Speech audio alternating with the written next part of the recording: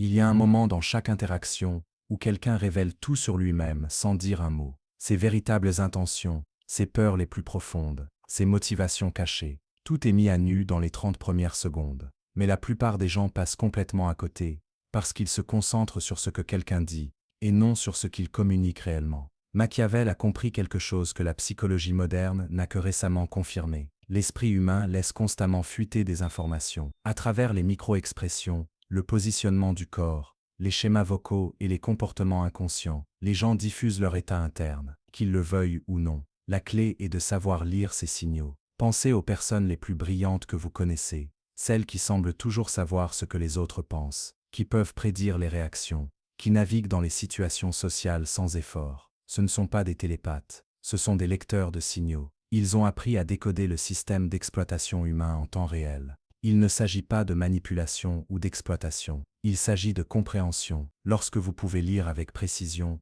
ce que quelqu'un pense vraiment, vous pouvez communiquer plus efficacement, bâtir de meilleures relations, éviter les conflits, et prendre des décisions plus judicieuses sur les personnes à qui faire confiance, et sur la manière d'interagir. La vérité est que les gens veulent être compris.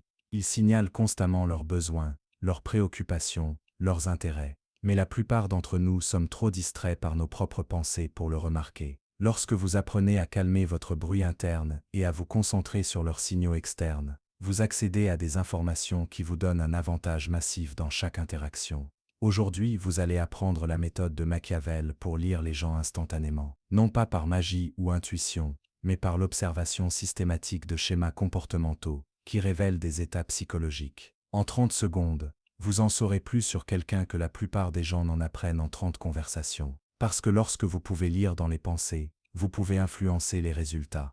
Et c'est là le vrai pouvoir. Voici ce que Machiavel a découvert et que la plupart des gens ne réalisent jamais. L'esprit humain fonctionne sur 3 couches distinctes, et chaque couche laisse fuiter différents types d'informations. Maîtrisez ces 3 couches, et vous pourrez lire n'importe qui en quelques secondes après l'avoir rencontré. Première couche, la couche de la performance. C'est ce que les gens contrôlent consciemment, leurs mots, leurs expressions faciales intentionnelles, leur langage corporel délibéré. C'est le masque qu'ils portent, l'image qu'ils veulent projeter. La plupart des gens se concentrent entièrement sur cette couche, et c'est précisément pourquoi ils sont constamment trompés. Parce que la couche de la performance est conçue pour tromper.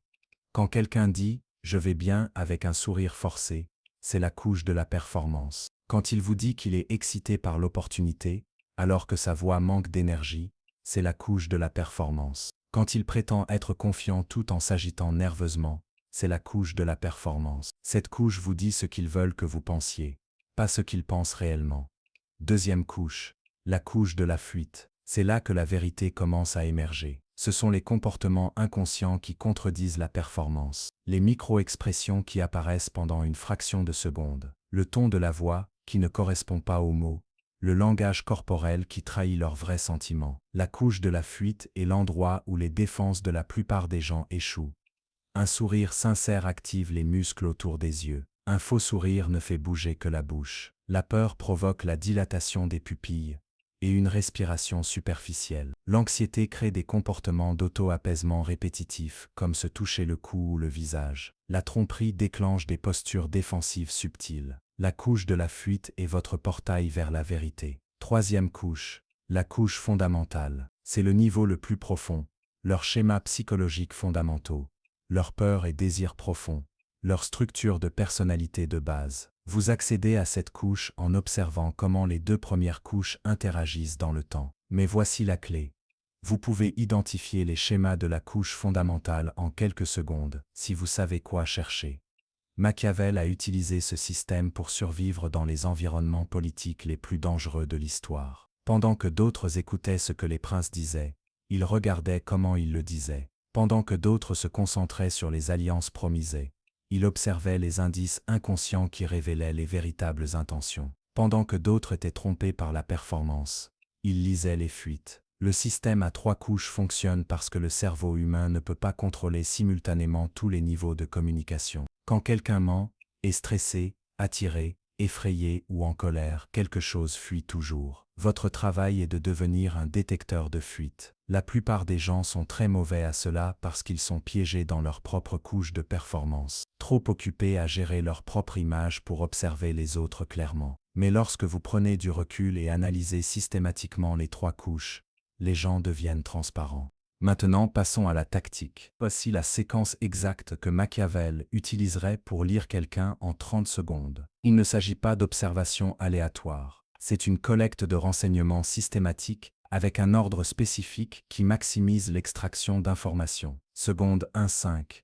L'analyse de référence. Avant qu'ils ne sachent que vous les étudiez, observez leur état naturel. Comment se tiennent-ils quand ils pensent que personne ne regarde? Quelle est leur expression faciale par défaut?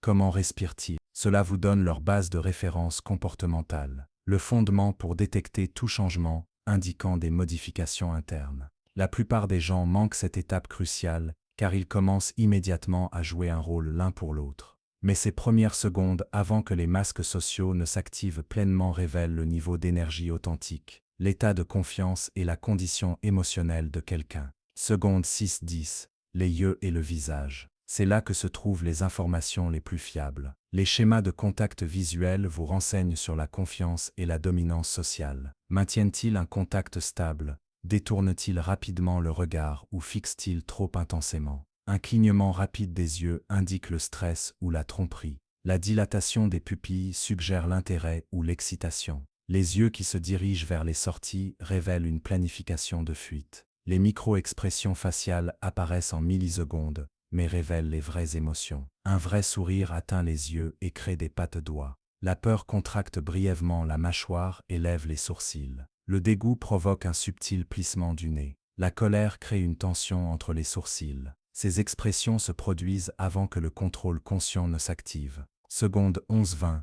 Voix et schémas vocaux. Écoutez au-delà des mots, le système de livraison. Le ton de la voix monte sous le stress. Le rythme de la parole augmente en cas d'anxiété ou diminue en cas de dépression. Le volume de la voix baisse quand quelqu'un se sent peu sûr de lui, ou augmente en flèche quand il surcompense. Les schémas respiratoires affectent le rythme de la parole. Une respiration superficielle crée un débit saccadé. Prêtez attention au choix des mots et à la structure des phrases. Les menteurs utilisent moins de pronoms personnels et plus de langage qualificatif. Les gens confiants parlent par déclaration. Les gens peu sûrs d'eux nuancent avec peut-être, je pense ou en quelque sorte. Les gens sur la défensive créent une distance verbale avec un langage formel. Seconde 21-30, langage corporel et positionnement. La façon dont quelqu'un positionne son corps dans l'espace révèle son état interne et ses intentions. Une posture ouverte avec le torse exposé indique le confort et la confiance. Les bras ou les jambes croisées suggèrent la défense ou l'inconfort.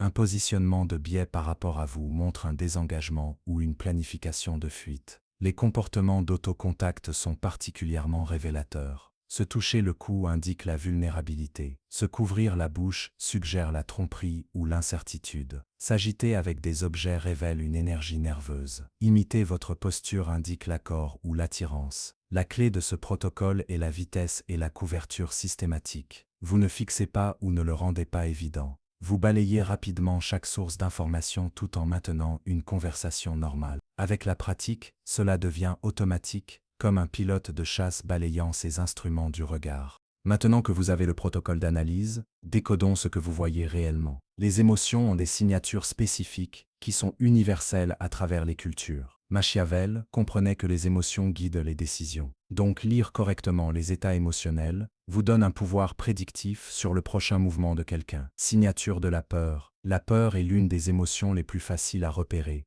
car elle déclenche de puissantes réponses de survie. Les yeux s'écarquillent pour capter plus d'informations. La respiration devient superficielle et rapide. La personne crée de la distance, soit en reculant physiquement, soit en se retirant psychologiquement. Elle se touche inconsciemment le cou ou la gorge, protégeant les zones vitales. Sa voix devient plus aiguë et son discours plus rapide, ou s'arrête complètement. Quand quelqu'un a peur, il est en mode survie. Il acceptera des choses juste pour échapper à la situation, mais ne tiendra pas parole plus tard. La peur rend les gens imprévisibles et peu fiables. Identifiez la peur tôt et vous saurez que vous avez affaire à quelqu'un qui ne pense pas clairement. Signature de la colère. La colère crée un schéma physique complètement différent. Les muscles de la mâchoire se contractent, créant une ligne dure. Les narines peuvent se dilater légèrement. La personne prend plus d'espace, se penchant en avant ou élargissant sa posture. Les mains peuvent se serrer ou pointer. La voix devient plus sèche et contrôlée, ou plus forte et plus agressive. Les gens en colère sont dangereux car la colère obscurcit le jugement, mais augmente l'action. Ils prendront des décisions impulsives qu'ils regretteront plus tard. Lorsque vous repérez la colère, vous savez que la persuasion logique ne fonctionnera pas. Vous devez d'abord aborder le déclencheur émotionnel. Signature de l'attirance, intérêt. Ceci est crucial pour l'influence. L'intérêt sincère crée des indices spécifiques, un contact visuel soutenu avec une légère inclinaison de la tête. Les pupilles se dilatent. La personne se penche vers vous. Elle imite inconsciemment votre posture. Sa voix devient plus animée, et elle pose des questions de suivi. Elle trouve des raisons de rester dans la conversation. Quand quelqu'un est sincèrement intéressé par ce que vous dites, il est dans un état réceptif. C'est à ce moment que les tentatives d'influence ont le plus grand taux de réussite. Signature de la tromperie. Le mensonge crée un stress cognitif qui fuit par plusieurs canaux. Le contact visuel devient soit trop intense, surcompensation, soit trop rare, évitement de l'examen. L'autocontact augmente, en particulier, autour de la bouche et du nez. Le ton de la voix monte souvent. Le discours devient plus formel et moins personnel. Il crée des barrières physiques, avec des objets ou leur positionnement. Machiavel savait que surprendre quelqu'un en train de mentir lui donnait un levier massif. Quand vous savez que quelqu'un ment, vous détenez une information qu'il ne sait pas que vous avez. Confiance vs insécurité. Les gens confiants occupent l'espace naturellement, maintiennent un contact visuel stable, parlent par déclaration et se meuvent avec détermination. Les gens peu sûrs d'eux minimisent leur espace, évitent le contact visuel soutenu, nuancent leurs affirmations avec des qualificatifs et montrent une agitation nerveuse. Comprendre le niveau de confiance de quelqu'un vous indique comment l'aborder. Un défi direct pour le confiant, des encouragements doux pour celui qui manque d'assurance. C'est ici que la lecture des gens devient stratégiquement dangereuse, comprendre les dynamiques de pouvoir en temps réel. Machiavel savait que chaque interaction est une négociation subtile de dominance et de soumission. Quand vous pouvez lire instantanément qui détient le pouvoir et qui le veut, vous pouvez vous positionner en conséquence. Les indicateurs alpha. La vraie dominance a des signatures spécifiques qui ne peuvent pas être simulées longtemps. Les alphas s'occupent l'espace sans s'excuser. Ils s'étalent, se penchent en arrière, posent leurs pieds. Ils initient le contact, à la fois physique et verbal. Leurs mouvements sont plus lents et plus délibérés, car ils ne se sentent pas pressés par les délais des autres. Observez leurs yeux. Les alphas maintiennent un contact stable sans céder les premiers. Ils balayent la pièce du regard pour évaluer les menaces et les opportunités. Ils interrompent les autres mais ne tolèrent pas d'être interrompus. Leur voix est plus basse et leur rythme plus lent car ils savent que les gens attendront qu'ils aient fini. Les signaux bêta. Les personnes soumises minimisent leur empreinte physique. Elles gardent les bras près du corps, font de plus petits pas, s'assoient sur le bord des chaises. Elles répondent plutôt qu'elles n'initient. Elles parlent plus vite comme si elles s'excusaient de prendre du temps. Elles rompent le contact visuel en premier et baissent les yeux lorsqu'elles sont défiées. Le langage corporel bêta inclut des gestes protecteurs, se couvrir la gorge, croiser les bras, créer des barrières avec des objets. Elles demandent la permission par leur posture et leur ton même lorsque ce n'est pas nécessaire. Elles riment plus aux blagues des autres que les autres ne riment aux leurs. Les signes d'alerte du prétendant. Les personnes les plus dangereuses à mal interpréter sont celles qui prétendent être des alphas. Elles surcompensent avec des démonstrations agressives dont les vrais alphas n'ont pas besoin. Elles parlent plus fort, se tiennent plus près, gesticulent de manière plus dramatique. Elles citent des noms et se vantent car elles sont peu sûres de leur statut réel. Les prétendants ont des indices, ils essaient trop de dominer les conversations. Ils adoptent une posture agressive lorsqu'ils sont défiés. Ils cherchent une validation constante pour leurs opinions. Le vrai pouvoir est calme et confortable. Le faux pouvoir est bruyant et anxieux. L'alpha caché. Parfois la personne la plus puissante de la pièce semble calme et discrète. Elle n'a rien à prouver car son pouvoir est établi. Les autres s'en remettent naturellement à elle, cherchent son opinion, attendent son approbation. Elle parle moins, mais quand elle le fait, la conversation s'arrête. Observez les schémas gravitationnels. Vers qui les gens s'orientent-ils naturellement? Qui obtient de l'espace quand ils s'approchent? L'opinion de qui met fin au débat? Ces schémas sociaux subtils révèlent la véritable structure de pouvoir, indépendamment des titres officiels. Le vide de pouvoir. Dans les groupes sans hiérarchie claire, observez qui prend l'initiative en premier, vers qui les autres se tournent pour les décisions. Qui prend le siège qui fait face à la pièce? Ces micro-compétitions pour la dominance se produisent constamment et révèlent des schémas de leadership naturels. Comprendre les dynamiques de pouvoir vous permet de naviguer stratégiquement dans les situations sociales. Vous savez avec qui vous aligner, qui éviter de défier, et qui pourraient être des alliés utiles. Le pouvoir s'écoule comme l'eau. Quand vous pouvez voir les courants, vous pouvez vous positionner dans le flux. C'est ici que la lecture des pensées devient de la prédiction. Et Machiavel ne lisait pas seulement ce que les gens pensaient, il anticipait ce qu'ils feraient ensuite. Quand vous pouvez prédire le comportement, vous pouvez influencer les résultats avant qu'ils ne se produisent. Vous devenez le joueur d'échecs qui voit 3 coups à l'avance. Les indicateurs de départ. Les gens télégraphient leur désir de partir bien avant de le faire réellement. Ils commencent à vérifier leur téléphone ou leur montre plus fréquemment. Leur corps s'oriente vers la sortie. Ils transfèrent leur poids sur leurs pieds, comme pour se préparer à se lever. Leurs réponses deviennent plus courtes et moins détaillées. Ils arrêtent de poser des questions et commencent à faire des déclarations de clôture, comme « Eh bien, c'était un plaisir de vous parler ». Quand vous repérez des indicateurs de départ, vous avez le choix. Soit conclure la conversation sur une note positive, soit fournir une raison convaincante pour qu'il reste. Ignorer ces signaux et continuer à parler vous fait paraître socialement inapte. La façade d'accord. Quelqu'un peut dire oui pendant que son corps crie non. Un véritable accord crée une posture penchée en avant, des hochements de tête qui correspondent à leurs mots et des questions de suivi sur la mise en œuvre. Un faux accord se manifeste par des sourires forcés, une posture fermée et des changements de sujet immédiats. Observez ce que Machiavel appelait le oui réticent. Quand quelqu'un est d'accord verbalement, mais que sa physiologie suggère une résistance. Ces personnes saboteront les accords plus tard ou ne tiendront tout simplement pas parole. Repérer un faux accord vous permet d'aborder la résistance avant qu'elle ne devienne un problème. La préparation à l'attaque. Quand quelqu'un se prépare à vous défier ou à vous affronter, il donne un avertissement préalable. Sa respiration s'approfondit. Il adopte une posture plus stable. Sa mâchoire se contracte. Il établit un contact visuel plus direct. Sa voix devient plus contrôlée. Il cesse de s'engager avec vos arguments et commence à construire son propre argumentaire intérieurement. Ces indicateurs d'attaque vous donnent de précieuses secondes pour soit désamorcer la situation, soit préparer votre propre réponse. Vous pouvez rediriger leur énergie, reconnaître leurs préoccupations, ou vous préparer à l'impact, mais vous ne serez pas pris au dépourvu.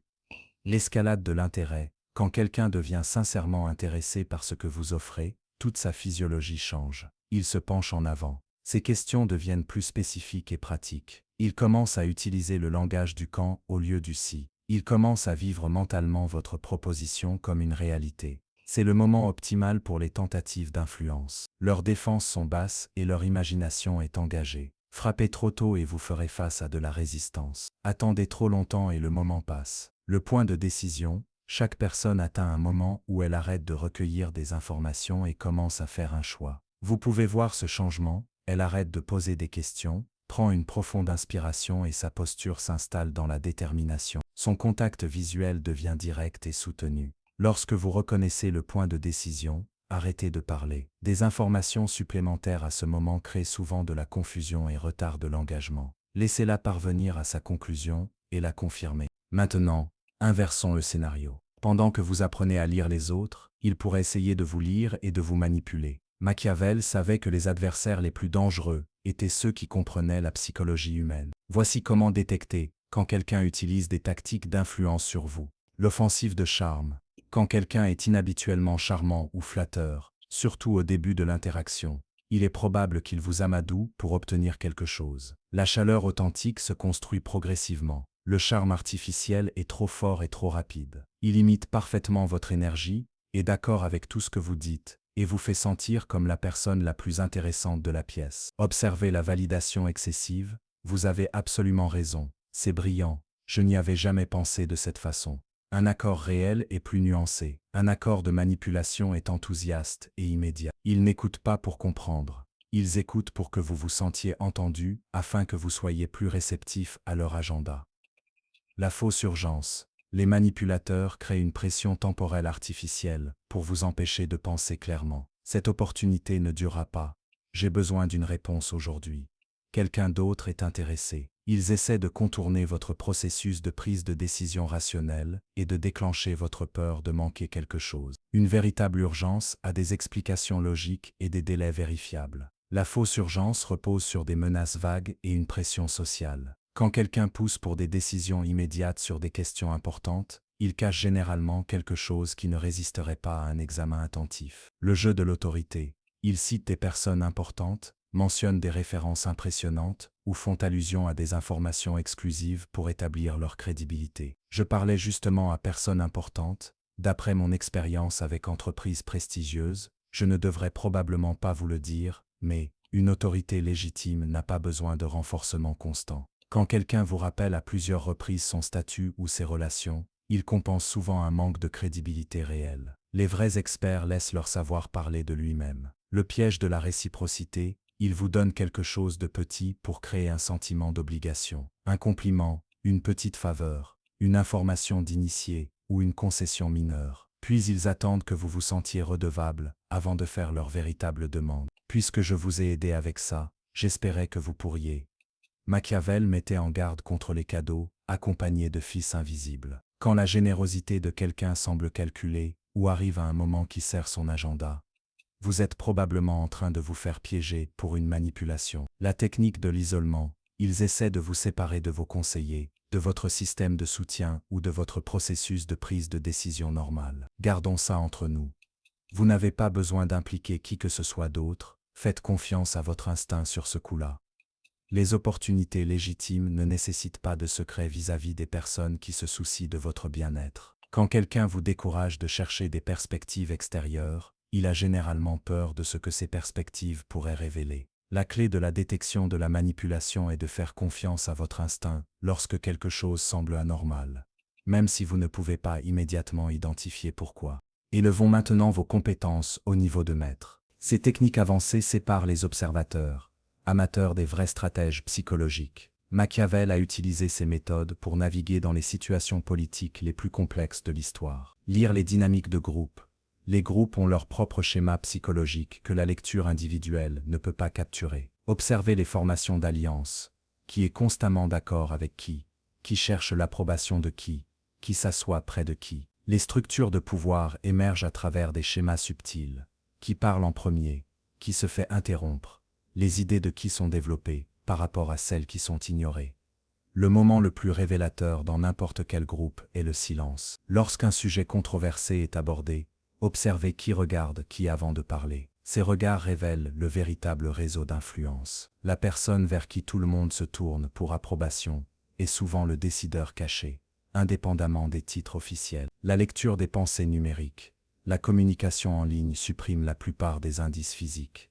Mais les schémas psychologiques fuient toujours. Le temps de réponse aux emails révèle la priorité et l'état émotionnel. Les réponses immédiates suggèrent un fort investissement ou de l'anxiété. Les réponses tardives indiquent souvent une considération attentive ou une faible priorité. Les schémas linguistiques des messages sont incroyablement révélateurs. Le langage formel crée de la distance. Le langage décontracté suggère le confort. Les réponses plus longues indiquent un engagement élevé. Les plus courtes une distraction ou un inconfort. Les changements dans les schémas de communication habituels signalent des modifications internes. Les appels vidéo offrent des avantages uniques. Observez ce que les gens font quand ils pensent que leur micro est coupé ou qu'ils sont hors caméra. Leur moment de relâchement révèle des états authentiques. Les choix d'arrière-plan, l'éclairage et les angles de caméra communiquent tous le statut et la perception de soi. La lecture sous pression. Les situations de stress élevé privent la plupart des gens de leur capacité à maintenir leur couche de performance. Les entretiens d'embauche, les négociations et les conflits révèlent le vrai caractère car les ressources cognitives sont dépassées.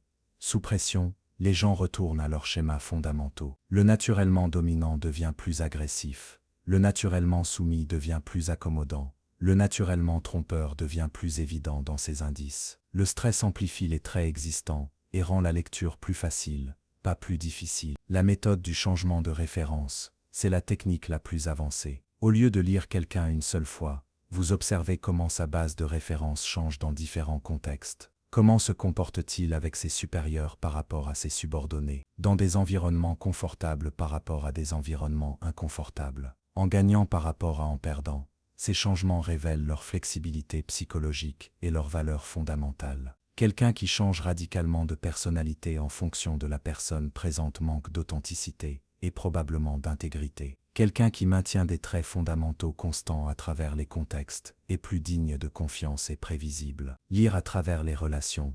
Parfois, la meilleure façon de lire quelqu'un est d'observer comment les autres lui répondent. Les gens sourient-ils sincèrement quand ils le voient, ou affichent-ils des sourires sociaux? Les conversations coulent-elles naturellement ou semblent-elles forcées? Les gens le recherchent-ils ou le tolèrent-ils poliment? Les réactions collectives révèlent la réalité sociale plus précisément que la performance individuelle. Une personne peut vous tromper temporairement, mais elle trompe rarement tout le monde de manière constante. Même avec toutes ces techniques, la plupart des gens commettent encore des erreurs critiques qui détruisent leur précision. Ces erreurs sont si courantes que Machiavel a spécifiquement mis en garde contre elles. Évitez ces pièges, et votre capacité de lecture dépassera celle de 90% de la population. Erreur 1. Le biais de projection. Vous supposez que les autres pensent comme vous. Si vous êtes naturellement honnête, vous supposez que les autres sont honnêtes. Si vous êtes naturellement méfiant, vous voyez la tromperie partout. Vos propres schémas psychologiques deviennent la lentille à travers laquelle vous interprétez le comportement de tous les autres. C'est mortel car cela vous rend aveugle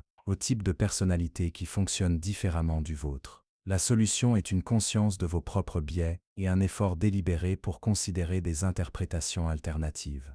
Erreur 2. Le verrouillage sur la première impression. Vous vous faites une opinion dans les premières secondes et ne remarquez ensuite que les informations qui la confirment. Si quelqu'un semble confiant au début, vous interprétez ses habitudes nerveuses comme un charme excentrique. Si quelqu'un semble louche, vous interprétez ses gestes amicaux comme de la manipulation. Machiavel insistait sur l'observation continue car les gens révèlent différents aspects d'eux-mêmes avec le temps. Votre lecture initiale pourrait être complètement fausse, mais vous ne saurez jamais si vous cessez de prêter attention. Erreur 3. L'aveuglement au contexte. Vous lisez le comportement de quelqu'un sans considérer son environnement. Quelqu'un peut sembler nerveux et évasif, mais il est en fait en retard pour une réunion importante. Quelqu'un peut paraître désintéressé, mais il fait face à une crise personnelle. Tenez toujours compte des circonstances extérieures avant de tirer des conclusions sur les états internes. La même personne peut paraître complètement différente en fonction de ce qui se passe d'autre dans sa vie. Erreur 4. L'effet de halo.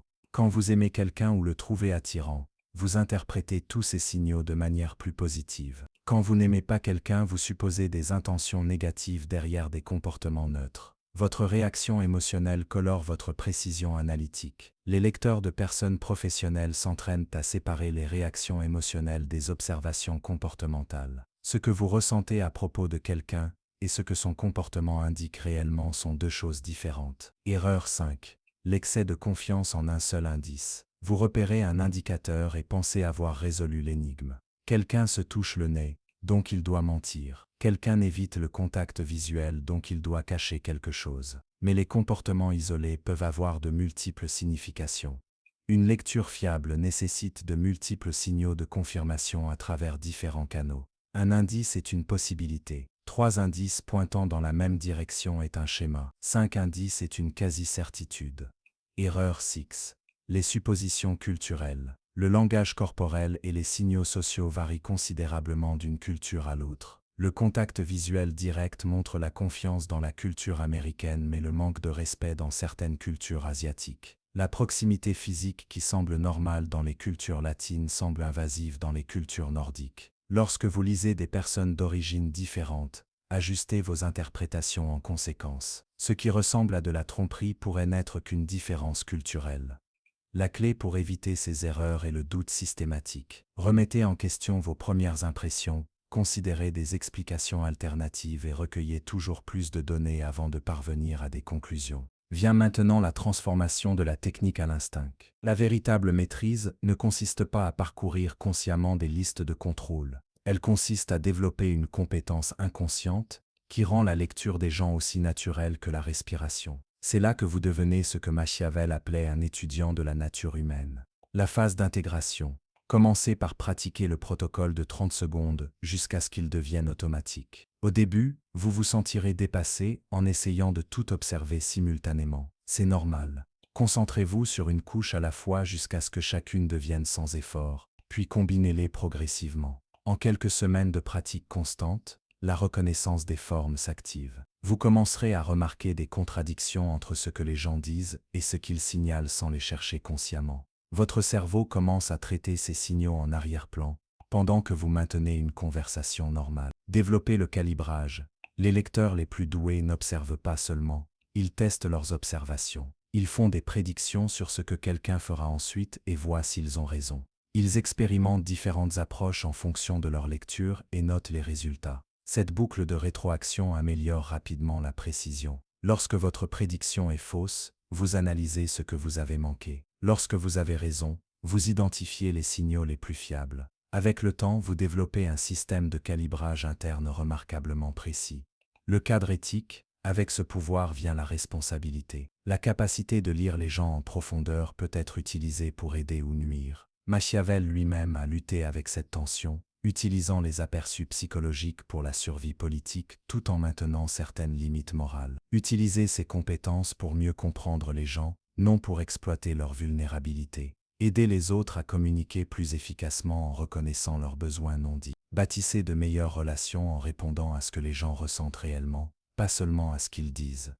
Au-delà de la lecture, l'influence, une fois que vous pouvez lire les gens de manière fiable, vous pouvez commencer à influencer les résultats de manière éthique. Lorsque vous reconnaissez que quelqu'un est anxieux, vous pouvez ajuster votre approche pour le mettre plus à l'aise. Lorsque vous repérez un intérêt sincère, vous pouvez fournir des informations plus pertinentes. Lorsque vous détectez de la résistance, vous pouvez aborder la préoccupation sous-jacente. Ce n'est pas de la manipulation, c'est de la communication calibrée. Vous adaptez votre style pour correspondre à leur état psychologique, rendant l'interaction plus efficace pour les deux parties. L'avantage machiavélique, dans un monde où la plupart des gens sont piégés dans leur propre perspective, la capacité de lire les autres avec précision vous donne un avantage énorme. Vous prenez de meilleures décisions d'embauche, vous négociez plus efficacement, vous évitez les relations toxiques et vous bâtissez des alliances plus solides.